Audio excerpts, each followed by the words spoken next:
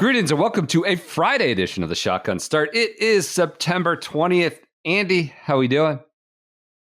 Brendan, I'm doing great. You know, I survived a cross-country flight with the toddler, and you know, I'm a little worried though. We're PJ less here. Yeah, flying blind. Not sure how this is going to go without PJ. It's like a old school pod. I think, calling San Francisco to Chicago cross country is kind of misleading. You're just trying to make it sound bigger than it is. That's not cross country. That's half country. It was like a 3.5 hour flight, 4-hour flight. I know. I mean, honestly, like from DC, I feel like it's not longer to fly. When you do the whole flight time, okay. like the whole time, where's this going? Okay, it's barely shorter when you fly from like New York to San Francisco versus Chicago to San Francisco. What? It's barely shorter. Like the whole day. It's a whole day thing. Either way. Okay. All right. I see what you're saying there. But I was going to say it is in fact like an hour and a half more. It's inconsequential. Okay. At that point. I see. Okay. Like it doesn't matter. You're going the whole day is gone. Yep. Especially when you fly east. The day's just over. Yeah. It's over. Yep. If you're flying for the West Coast, like you could get up at 6 and maybe get in by like the afternoon, but by the time you get out of the airport, it's like, Hey, where do you land on if it's same door to door? Do you drive or would you fly? Say it's like 5 hours. I used to be a huge driver. Yeah. Now I'm a flyer. It's just like I'd rather be able to like do some stuff. You're worse for the wear, and you got to be driving. I deal with this. Cleveland, DC is like it the Pinehurst drive? The same day to day, hour door to door. It's essentially the same. Flying versus driving. I've done it to where forever. Cleveland and DC. I've done it 1,000,000 times. But which one do you prefer? I mean, I love having the car, the flexibility, just throw whatever you want, leave when you want. There's flexibility there. But then you're out there in the middle of Pennsylvania, kind of driving by Oakmont, maybe worse for the wear. And you're like, I wish I could just be sitting on a plane right now. That's a little puddle jump. But that's the battle you talk about. You know what I don't miss? What I don't miss at all? I have not missed one day. Haven't thought, oh, I miss this. Driving home from a bachelor party. Oh, yeah. You just like brought up memories when you said Ohio. Sure. Oh, did you go to Put-in-Bay for one?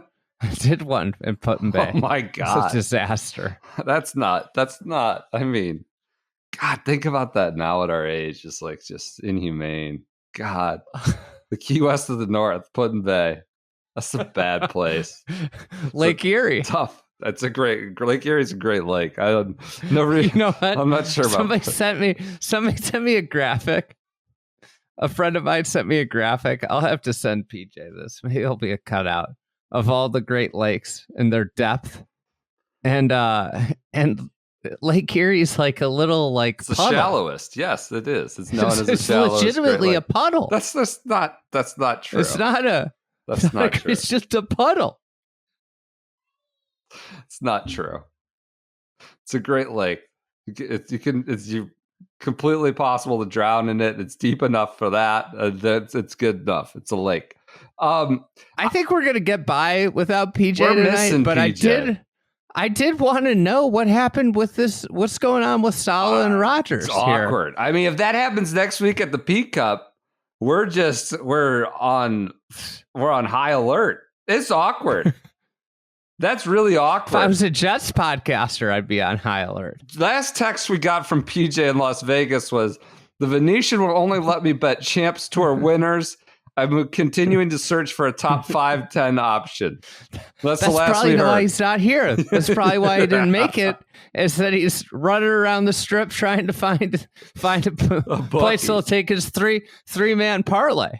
He's got the iced tea going, just running around looking for Champs Tour bets. He's going to the Eagles concert tomorrow at the Sphere. So good for him on that one. He's a man of multi-generational music interests. He goes from the Styx Boy to Eagles in this like 3 months here with us. I like this. So yeah, we'll miss him tonight. PJ's gonna have this key to the Phoenix City by the time that tournament rolls around. I got some text messages today. You're talking about, yeah. Got some text messages today. Somebody wants to get him set up with Dick Green to play with Dick Green. This is amazing. I got that would be some of the best content. This train has left the station. I don't want to encourage this kind of behavior. Please do not emulate it. Some guy found my Venmo and Venmo'd me $25 for some sort of PJ Phoenix fund. Now I got to figure out how to reallocate this to the business. I'm not keeping it, clearly. Please do not look up my Venmo, please, and start sending me money. I might hide it if I can. PJ's a hit. You've got nearly 100% approval rating, I think. It's unbelievable. Will says people at events won't stop coming up to him, asking him, where's PJ? I want to meet PJ. It's unbelievable what's happened. We love it. We miss him tonight. Can I do a little Friday cleanup? Yeah. I told everybody I went to the Giants game. Great ballpark, by the way. Yeah. Baseball game, not Giants football. On the field, when I walk in, had my daughter. This is probably why I forgot. I didn't report this on Sunday. On the field, being honored in some way was JT Snow. Prime Leishman contender. He had a little pop. No, he didn't. He was like an 8 home run guy. Really? I associate him more with the Angels than the Giants. Is that wrong? I feel like he was more in the No, he was great a Giants Angels through and mid-90s. through. Okay. All right. JT Snow, Prime Leishman. Now, more. This is a better one. This is better. Clean up. Buried the lead here. Got a little intel. I had somebody text, OMG, Boomer White. While we're on the subject of baseball. Probably forgotten about Boomer White. He's the 10th round draft pick. SEC baseball player of the year. That's in the mid-am. Got to be pretty good at baseball and get SEC player of the year. Now he's in the mid-am notables. Okay. Text from someone. I had him as a player. This is in the major league system.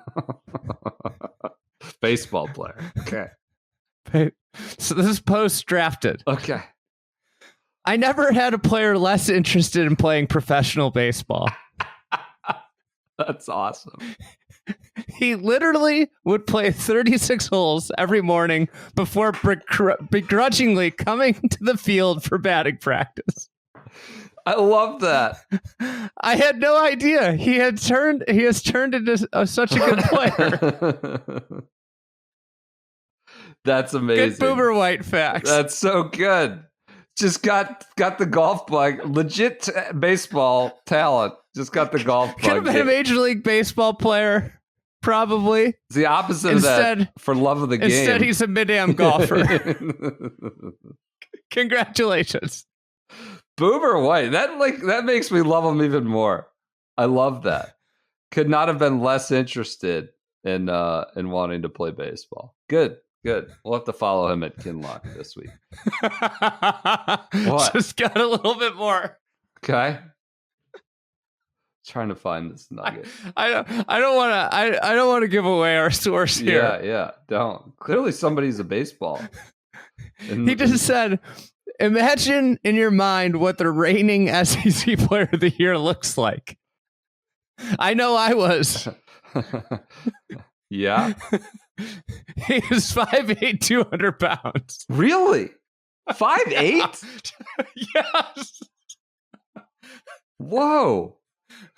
You think about like Skeens, right? Guy said didn't exactly pass the eye test. Well, I mean, that's how you probably fall the 10th round as the SEC player of the year. 5'8", 200. 5'8". Burley boy. He should have been playing golf at OU. Yeah. Oklahoma. Yeah. Probably got some good quads. Just, fills out, gets low, shrinks the zone, and then just goes and hammers the ball. I was watching Corn Ferry last weekend, Corn Ferry Tour. Yeah. And Nidis was, I think, Niddies, I think. Niddies. I feel bad. He's a listener. Oh, God. I can't pronounce his last name. Played professional golf. We don't pronounce anyone's name right. So it's just right. It's an honor, not a slight. Niddies was really, really talking up Cucumber. Oh, good. He's tour bound, Cucumber. So he's gonna make some waves on tour. Okay. Everybody he talks to brings up the Cucumber. All right. Exciting. I'm like that. We should get the Cucumber on. We can do that. We can do that. We need to. Yeah, I'd be happy to do that. Hey, we got to clean up some podcast business here at the top. Business. Hey, is that an everyday vest? It's an everyday Pete Cup vest from Beach Ratty. Is that your first everyday vest? No, I wore my gray one every day at the Masters. You didn't wear it every day. I mean, I started every day with it on. And maybe when it got up in the afternoon, the everyday vest came off. But we got multiple everyday vests now. Pete Cup. Yeah, it's an everyday vest. But we got to clean up. We have an everyday vest, a fried egg one now, and a shotgun start one, and two different shades of blue. We launched our fall line, not line. That sounds so pretentious. Like we posted some stuff from the fall in the Pro Shop. ProShop.thefriedegg.com. Meg got some stuff made, and Meg put that stuff up. No. And then told us to talk about it. Not just, but I'm not doing this now just to talk about it. I think it might be the best rollout we've ever done. Every single item in there I find to be extremely classy, snazzy, attractive, awesome stuff. I would highly recommend the Andy hoodie. It's chunk of change, but it's awesome. What's a sweet piece that I saw it at a very nice golf club, and I told Meg I saw this in I want to say February. Very nice. Told her to so nice you can't even say what it was. Okay. Yeah. It's that American Needle crew neck is sick. Okay. I don't want to just say everything's good, but it literally is, because I can also say the Task lawn sleeve thing. I saw this. I got one at Tree Farm last April when we were down there. Didn't break it out. Got hot until last couple of weeks. Thing is incredible. Incredible fit, feel. It's awesome. So we got some of those. It's just a great lineup in the Pro Shop right now. I hope they stay in stock if you're listening to this. Also, for Friday, the head covers are cool too. Head covers are amazing. They're amazing. I say this not as a bit of promotional schlock, but I truly, they're amazing rollout. Also a bit of podcast business. We've launched a concierge service for Club TFE members. Also, if you're eyeing something in that shop, you save 10% if you're Club a Club TFE membership. So we're the content's as good as ever and as constant as ever. Course profiles come in, design notebook. We got a hangout. We're going to do a hangout, an SGS hangout during opening session of the P Cup next Thursday. We're just going to jump on the horn. Golf's going to be on. I asked for it to be scheduled right when the first tee atmosphere is going, and you miss all of the important shots from the first matches for people walking out. Maybe is Zach assistant captain? I don't think so. No. So it's going to be an AMA. We're just going to hang out. Is he ever going to be an assistant captain again? He might be done. I think he's probably done. He would just get heckled. I think he wants to just be out of there. So we're going to do an AMA and Club TFE. We're just going to be hanging out watching the first hour or so. Maybe it'll go longer than that, and just send any questions you want. But also in Club TFE, we launched an international travel concierge service for members. Minimum of 8 people required. You can book for trips to Scotland, Ireland, Northern Ireland, England. We're working with industry experts who we are personally very familiar and comfortable with. This is not just some guy that approached us with a business idea. It was sort of our, how can we offer some service to club members with someone we know and trust. White label, like actually gets it, knows what's good golf, knows what's, high end stuff. So we're working with some people. This is the guy that we have doing this. This is the best way I could describe him. I've known him for a long time, but if he's gone somewhere that I haven't gone, I trust his opinion full-heartedly. I would consider him like if he said go there, don't go there. Yeah, I would trust it. Yeah. And I would say there's like 100 people in the world that I would say that of. That I know. And it's a pain in the ass to plan some of these international trips. Not only are there vultures out there trying to hoodwink you into saying, this is actually the fake St. Andrews or the fake this, that, or the other.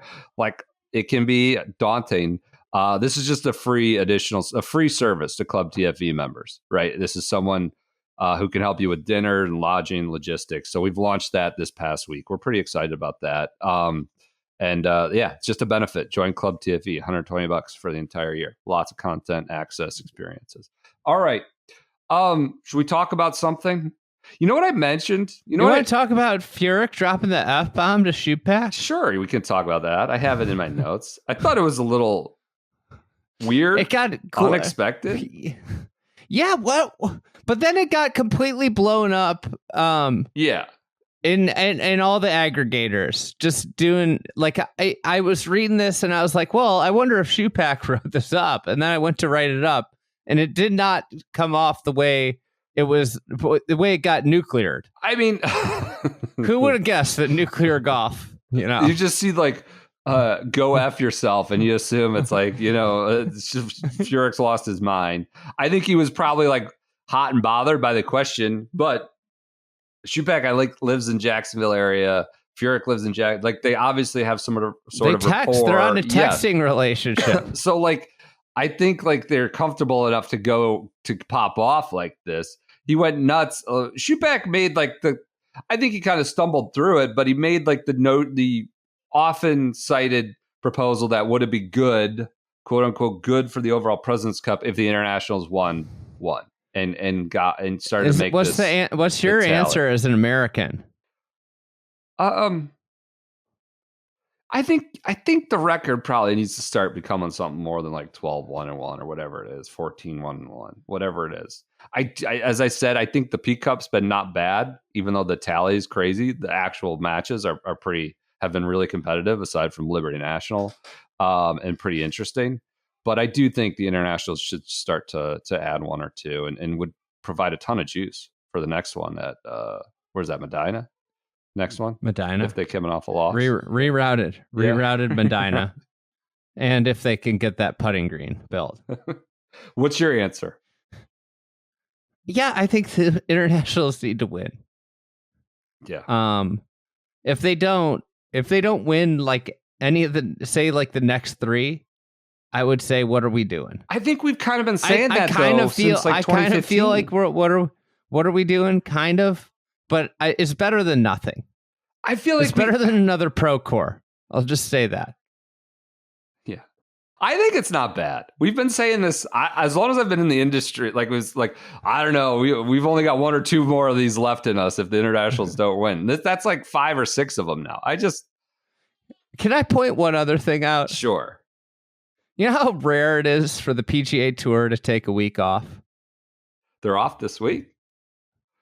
They take it off before the P Cup. Like, I think they do for Ryder Cup too, probably, right? Can we get an off week before like something of significance? Of a little bit more significance? Come on. Yeah, I guess. Matters. Like, could we get a week off after the US Open? No, that's primetime travelers. We got to get TPC River Highlands. Furyk literally said, really, you're an American? I actually take offense to that. I don't hate you, but it's a pretty shitty thing to say. It's not like I'm killing you right now, but F you, go F yourself. You can quote me on that. So Furyk how do you think he feels about an American openly rooting for the internationals like I will be doing next week? Probably run hot. He runs hot. Fortunately, he's in that dratty sport. Because it keeps them cool. I kind of wish I was there in my international gear.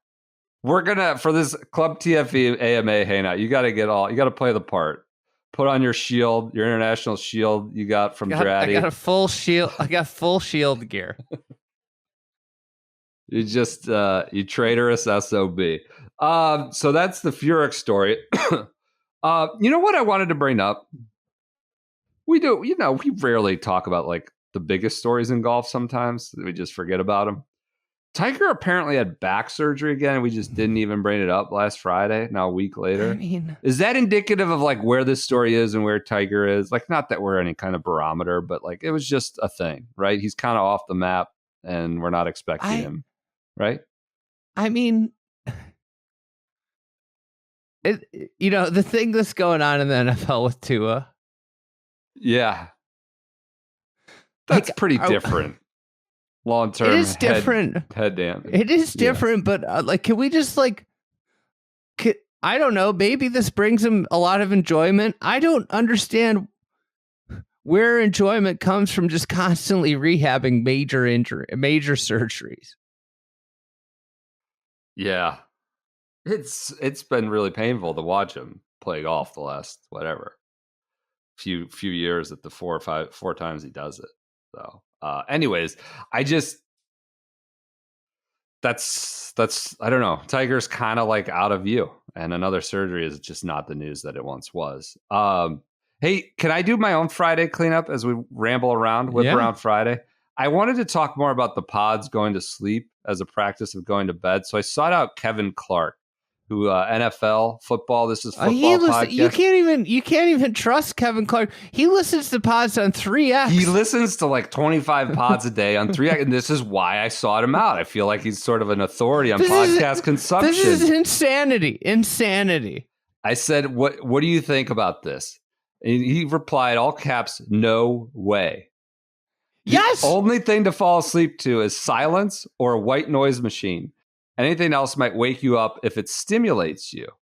And so he talked about a practice that he says he goes through is I play an 18-hole round in my head at a course I know really well. So like public course he's played a million times growing up or something like Bethpage or whatever.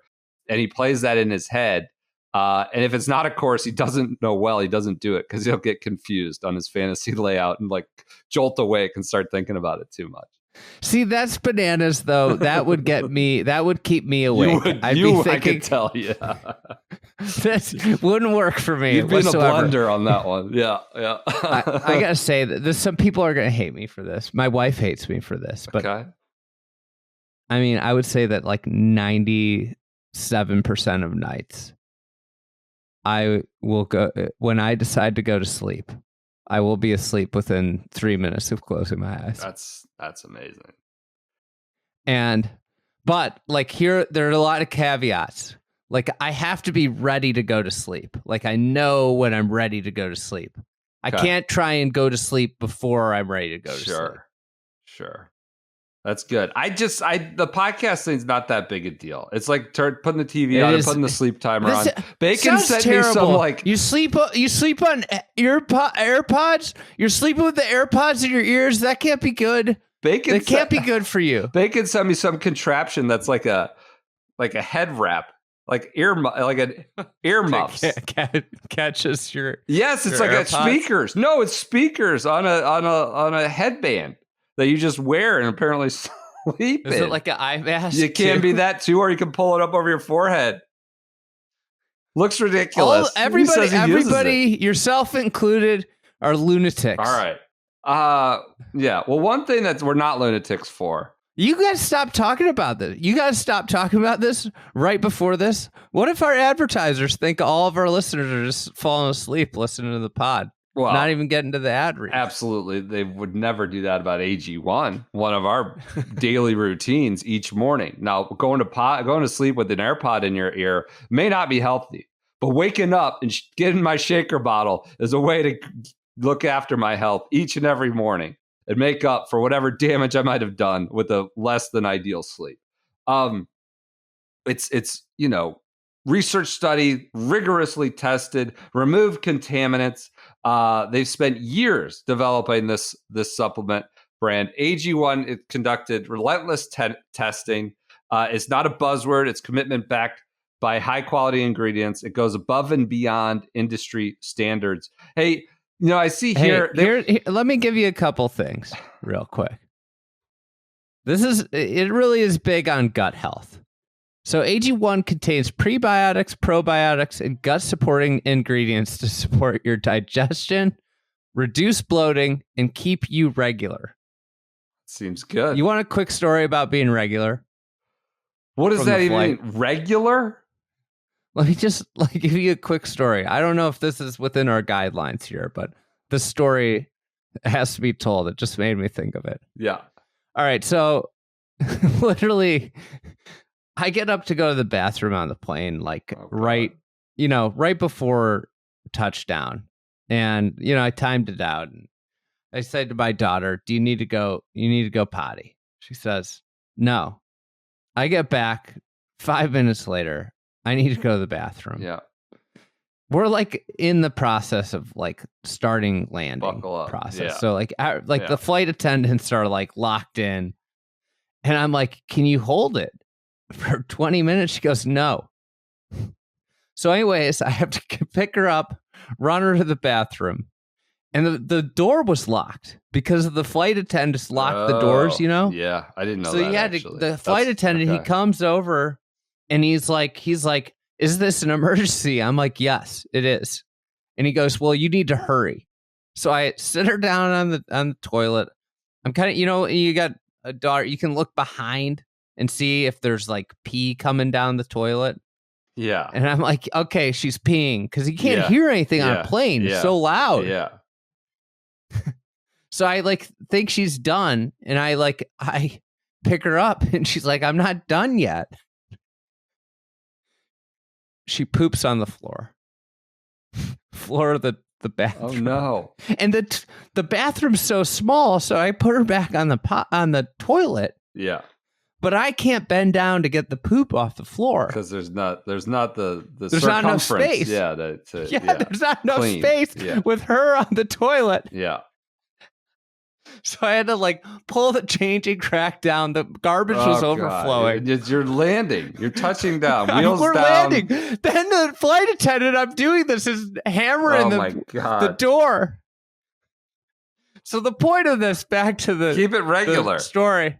AG1. Maybe not for 4-year-olds. I don't know if that's the talking keeps point. Me regular. I didn't have any of these problems going on the flight because I'm regular. I know when it's coming. So if you want to be regular, my daughter's regular too. But it just happened. I don't know when her regular is. If you want to replace your is that what regular means? I didn't know that word had such a connotation. I think that's what replace your multivitamin and more. Start with AG1. Try AG1 and get one free 1-year supply of vitamin D3, K2, and 5 free AG1 travel packs with your first subscription at drinkag1.com/shotgun. That's drinkag1.com/shotgun. 5 free travel packs and a full year supply of vitamin D3. That's pretty good. I like that. It's a good way to get your nutrients, not have to chase them all day. What else do you want to do? Whip around Friday. PGA Championship. PGA says LIV players, Kerry Haig. This is a Rex Hoggard report. They also released some statement that was like, what? I didn't know you weren't banning LIV players. LIV players have been eligible. But apparently a LIV player played last Ryder Cup. Some grace period, I guess, was ending in the end of 2024. And to clarify, they're giving A3 membership into the PGA of America for LIV Tour players. They would have been eligible in the short term, but they didn't want to create excess hoops to jump through, essentially. They've always been eligible, and this cleanup of the bylaws just makes it more consistent with other tours and will allow the best players in the world to play the PGA Championship. I didn't get it. It was a weird statement, but I guess there was some sort of Byzantine policy that was ending, and they needed to clarify. So everybody was eligible for Ryder Cup selection and the PGA if you have enough points and all that. What else do we have? Yossers in Dallas. There's a big day for the LIV boys. They were why? Well, they just were taking victory laps. I don't think anything really changed. Right? Yeah. Yossers in Dallas. Did anything change? Did you see that? Yeah. What do you think he's doing down there? Well, he's just playing PGA Frisco unannounced, showing up at the pro shop. His Excellency, flying on the biggest jumbo jet in the world, just walked in. They didn't know he was coming, apparently. I wonder if he has a better DFW experience than most patrons flying the jumbo jet in there. Or do they still send him to that shitty baggage claim? I would imagine there's no baggage claim. I would imagine he may not even go to DFW. He may go to other. But he's in Dallas, where LIV Dallas is going on. We have the first round matchups. So Andy, this is the format. I think it's good in theory, but it gets a little bit. It's like too much, a little too convoluted, too many arrows pointing in different directions. I'm overall in on this format. Okay, so they have 13 teams. They have 10 playing tomorrow. One too many teams. Legion 13. I guess, the wild cards, AK and Swafford are just not part of this.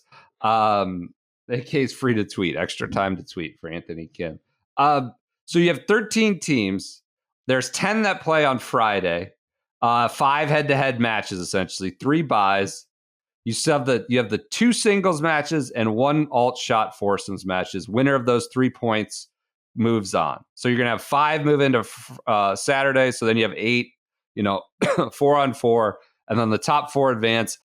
And the final round stroke play for everything. I guess lowest aggregate stroke play, and all 13 teams play again, but only the top 4 have a chance to win.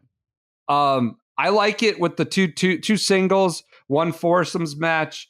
It gets it's just a lot to follow from day to day to day, but it's interesting. It's different. I like how each team gets to call out their opponent. So it went chalk here as they drafted for the first day on Friday. It went chalk 4th seed. Crushers, Legion 13, and Ripper have the bye. They're waiting in the wings for Saturday. Smash is 4. You gotta worry about those guys. Getting Crushers, rusty. They just aren't ready to the heat of the moment. They have to acclimate. They got guys coming in fresh off matches. They're gonna have to acclimate.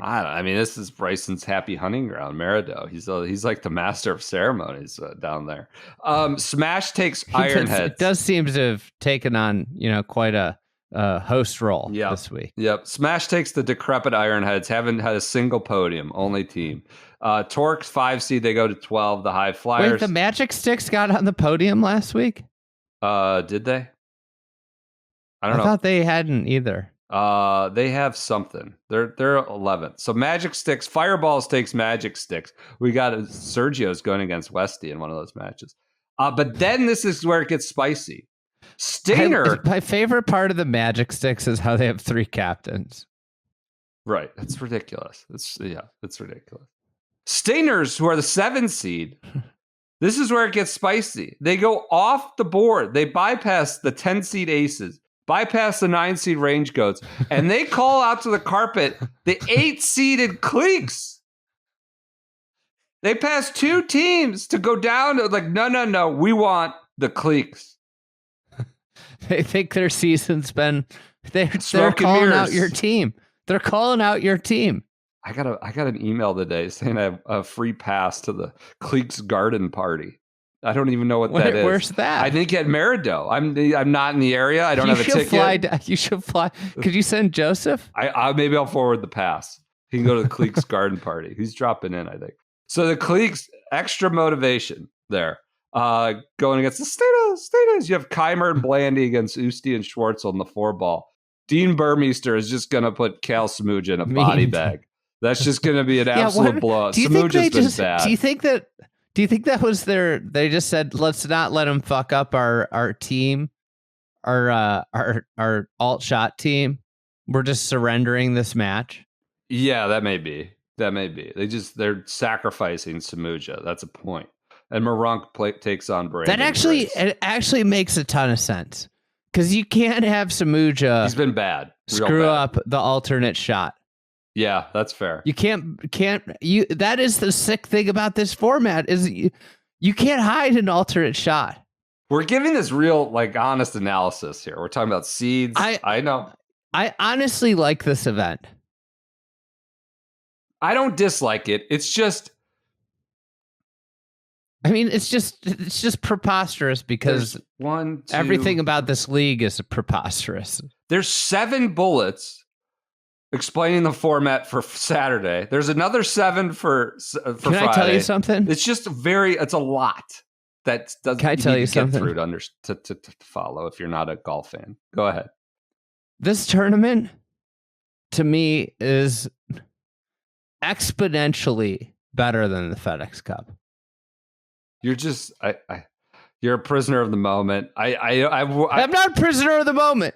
This is watching 2 decades of shit golf at the FedEx Cup. I will hear the argument. I turned this on but when you last go year exponentially, and I enjoyed it. You're losing. You're just. It's not even things. close. Okay. It's not even close. This is so much better of a golf tournament. But the FedEx. Okay. All right. So that's your live preview. What were you gonna say? What was I want to hear your defense of the FedEx Cup. No, I don't have a defense. I mean, FedEx Cup. But you said, but the FedEx Cup. It's like this season-long thing. This is just something they make up on the fly be like. It's a playoff. It's the playoffs. Sure. They tell us it's the playoffs. That's fine. They have Jeremy Renner telling us how important the playoffs it's the ultimate prize. I would say this is a more interesting 1 week. It's certainly more interesting than the Tour Championship in theory, in format. So will you be watching?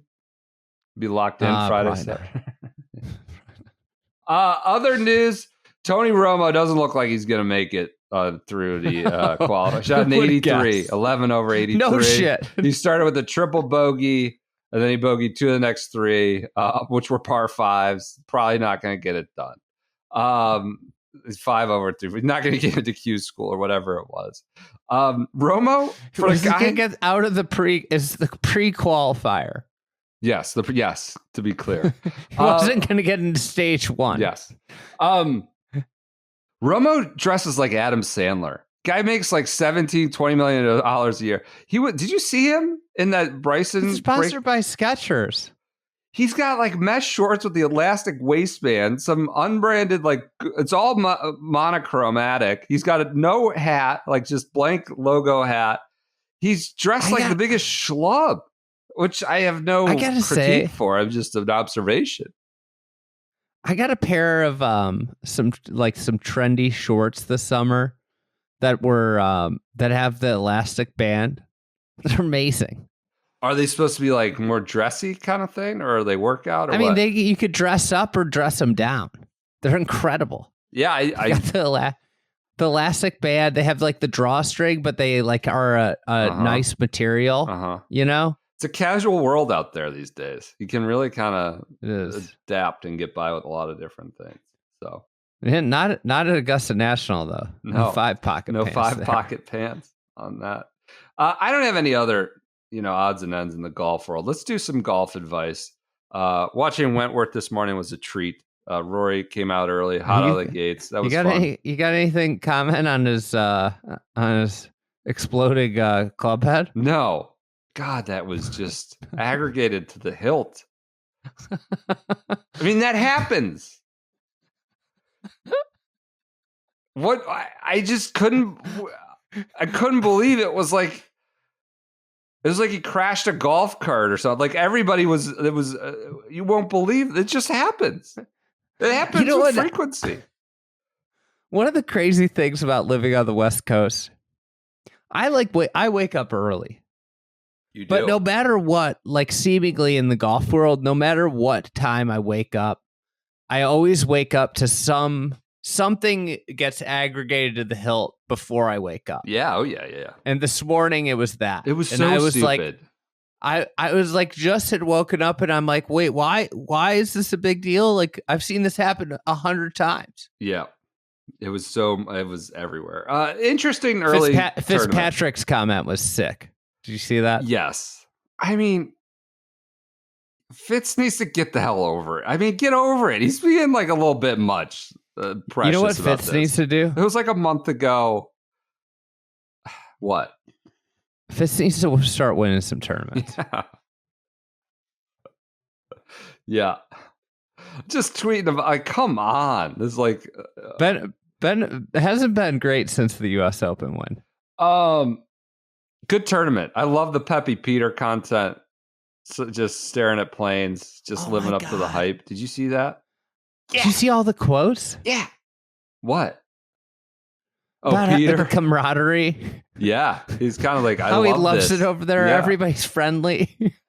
Well, it's probably because everybody's just doesn't have time for his pep. They see him coming on the putting green at the Byron Nelson or whatever. It's like, I can't deal with this right now.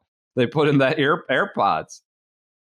And in Europe, he's just this breath of fresh air. They love the pep, apparently. But yes, he's so happy. Billy and Peppy Peter over there. Just chatting everyone up. He's like, we don't get this kind of camaraderie over in the States. What if this is like a great course for Billy? What if he wins this event like 5 times in his career? They like build him a statue at Wentworth. I don't know. West Ham might build him a statue too. They might. All right, let's go to golf advice. Send the emails. The other crazy thing about the Peppy Peter whole thing was reading an article about Peppy Peter enjoying there, and when it was like the 81st ranked player in the world, I was like, whoa. I know he's won this year, but it's just like, whoa. Yeah, he's usually outside of the hundreds. So the great Matteo is lurking too for a second BMW PGA. Where's what if we get Matteo versus Rory two weeks in a row? God, Malnati shot 4 over. Not good. That's too bad. Yeah. All right. I did like how he was like, I got these young kids. I'm probably not going to make a habit out of this. Coming over. His wife's coming over doing sightseeing in London. They're just gonna be so like, oh, there's a phone booth, the double-decker bus. They're just gonna be like into all the tourist things. They're gonna be into it. Seeing him on a tourist bus, like going through the guide with the guide would be amazing. That's what the European tour should do, is like follow the Malnati's sightseeing. That would be good content. Yep. That would be good. They might just do it now. Just dare them. Especially now they got the weekend off. He's going to have the weekend off. He's going to do sites. He is. Send your emails to golf advice, sgsgolfadvice@gmail.com. Fall gets slow. We're going to do more of these. You want to go first? What do you got for golf advice? Playing through catastrophe. As in the TV element. No. Letting someone real play golf, playing All through. Right. I was recently playing golf solo at 7 a.m. on a weekday, first tee time of the day. Whole course in front of me to myself. 9 balls in my bag to start. I hover around a 10 handicap, but things can deteriorate quickly if I start getting wild with the driver. On the 12th hole, I catch up to my course's club champion, who I've never met, who must have snuck off the back 9 to give his young son a playing lesson. He waves me on the waves to me on the fairway for me to hit my drive and then play through.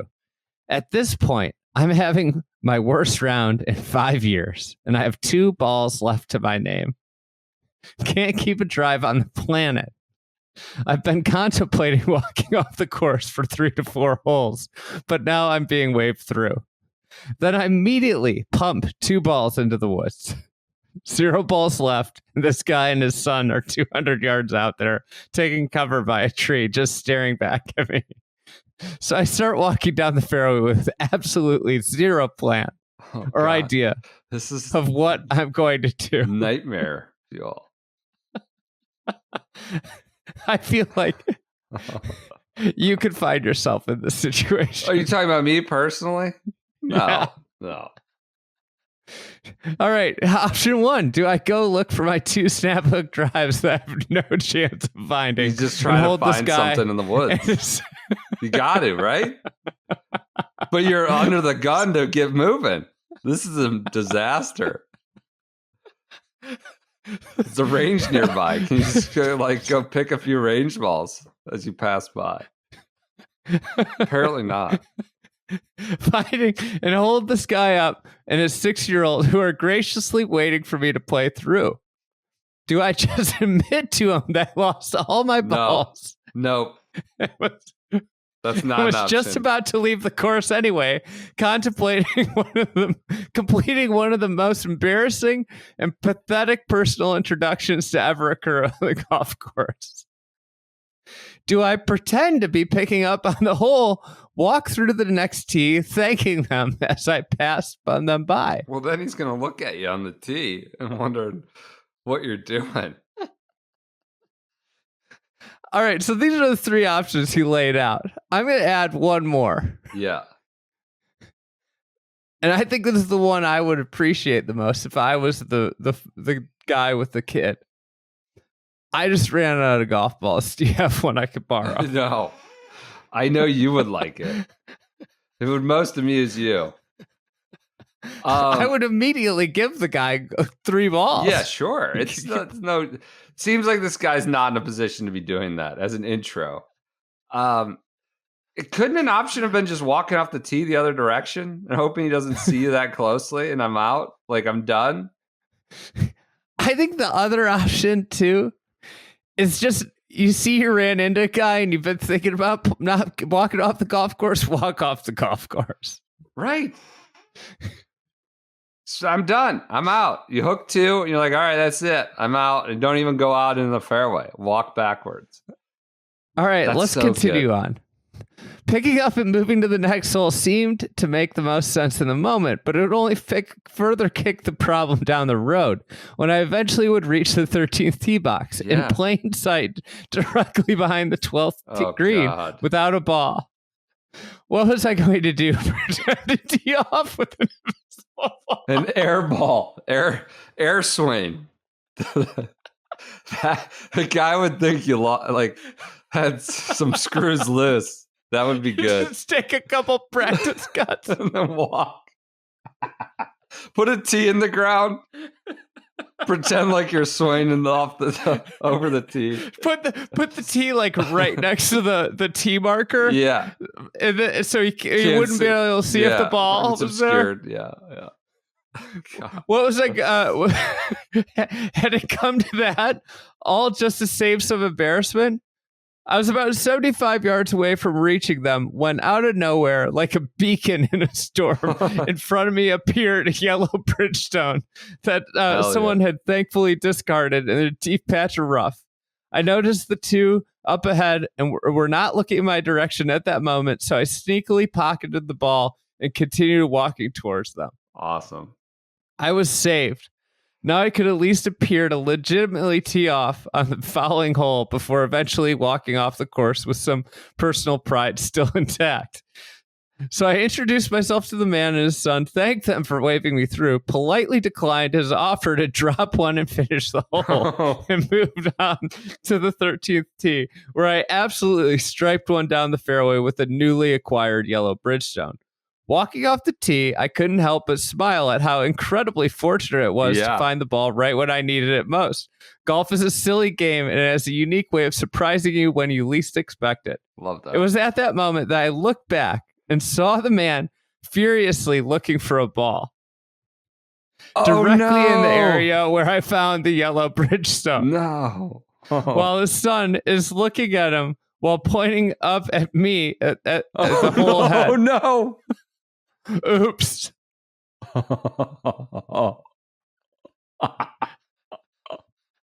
What a story.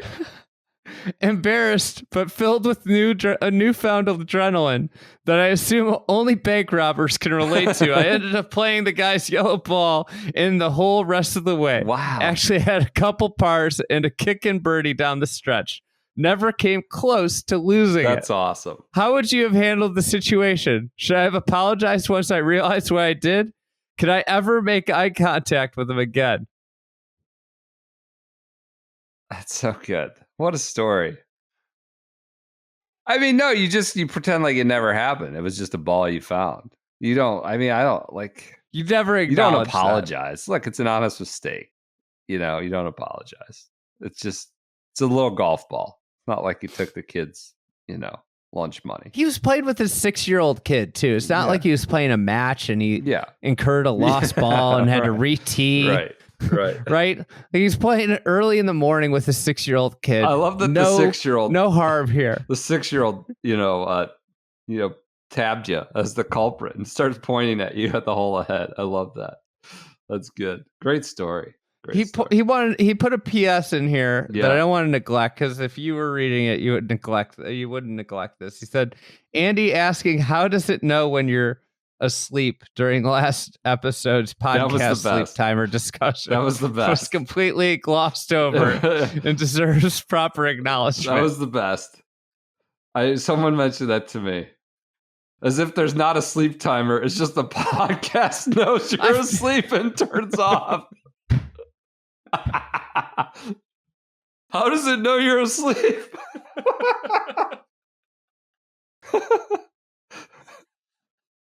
It's like a TV sleep timer. I've never been one to use sleep timers. I know when I'm going to sleep. You should seek out the video of that moment. PJ looked at you like he was like talking to his 95-year-old grandpa.